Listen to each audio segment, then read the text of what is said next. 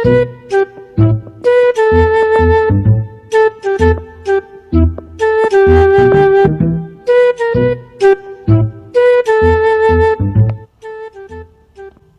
साहब, ये मेरा छोटा भाई है, ये बहुत चोरियां करता है। कोई ऐसा दम करो ये चोरी कभी भी ना करे।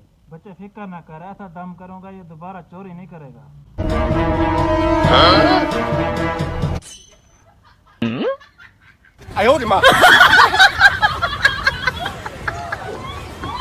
बच्चे ऐसा दम कर दिया है ना, ये कभी दोबारा चोरी के बारे सोचेगा भी नहीं। ठीक है मौलवी साहब, ओके हो गया। ओके ठीक हो।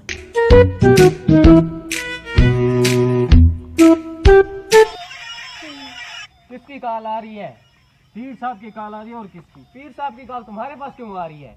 अरे पागल, उसका मोबाइल तो चोरी कर रहे हो। है